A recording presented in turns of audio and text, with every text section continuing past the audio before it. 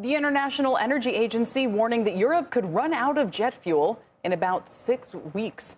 Let's bring in Amrita Sen, Energy Aspects founder and director of research. Amrita, good to see you again. We've talked a lot about how it's not just oil, barrels of oil. It's also a lot of products where we're seeing shortages. And you've warned it could take 2 years for us to kind of get back up to levels where we were before the Iran war broke out. So on the jet fuel question in particular, what are the options for Europe at this point? I mean, look, we've been saying this, right? The impact on product markets is actually much bigger than crude because crude actually had a buffer a little bit in terms of inventories. It had a lot of floating oil from Russia and other countries, but products just did not have that buffer. And jet is the one product we have been highlighting, which is the most exposed from the Hormuz disruptions for two reasons. One, the Middle Eastern refineries actually produce more jet than any other refineries. And the other issue for the West is that unlike most other products and crude that mostly head to Asia from Hormuz, for jet fuel, Europe, the bulk of European jet fuel imports actually come from the Middle East.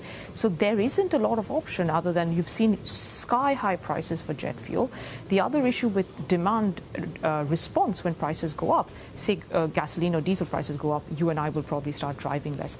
Airlines don't work like that, right? Because they've pre-sold their tickets. They don't necessarily want to cancel their flights. But we are going to risk actual stockouts. And I think that's the biggest challenge for jet right now. In the UK in particular, because of Heathrow, they use a ton of jet fuel, but they've closed, I believe, a lot of refineries. They're down to, is it 3 or something like that? So where is the situation most acute? And do you think they might have to literally cut back on flights as a result? Yeah, I do think we will start to see flight cancellations. We've already seen some changes in China, and we've just published on this morning. China has ample jet fuel. One of the reasons why actually China came out with a product export ban was exactly because of this, that everybody needs to look after themselves. But what they've done is cut some routes to other parts of Asia and Australia because they are worried that there's not going to be enough jet fuel in those airports to return back. So we're already starting to see this. We've seen some internal cancellation of flights within Africa as well. And I think Europe is going to be next, simply because, again, the reason product markets are tighter than crude is because we do not have ample refining capacity. Because we've been shutting down, we've shut down millions of barrels per day of refining capacity since really pre-COVID. And I think that has left the balance of demand supply very much tilted towards an acute shortage, especially for products like jet.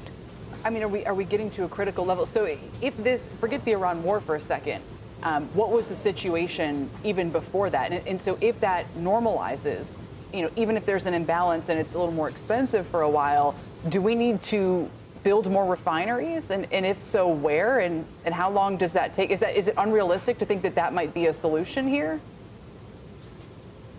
I think it's a great question. I'll give you a stat. You might, I might regret, but you might like it. So if you think about the amount of products that we are losing from the crisis, right? So that's jet fuel, gasoline and diesel. So let's just stick to the three products. And because of the refinery losses that we are seeing now, so it's March, April, any gradual recovery, if any at all, but it's going to be gradual over May and June. We are losing something like 450 million barrels of products over these kind of March and Q2. And if we want to get it back by running refineries globally, just 500,000 barrels per day more, because everybody's already running at max. So if we can get them to run a little bit more, it will take us till 2030 to get all these products back. Obviously, that's assuming that demand doesn't go down. That's obviously not going to be the case. But it's just, I'm trying to tell you how acute the problem with refining is. We just don't have the spare capacity that they could just run more and produce these products even after this conflict ends. And that's the fundamental problem. Yes, we can build more refineries, but that takes years, 5 to 7 years. We have a few new refineries coming online in Asia, India in particular. But now with this conflict, they are probably going to get delayed as well because a lot of those were reliant on Middle Eastern crude. Yeah, it's interesting. So maybe to your point, there was kind of this delicate balance that we were able to achieve before the Iran war. And now that's somewhat out of balance. Okay, we're not going to maybe literally build new refineries then.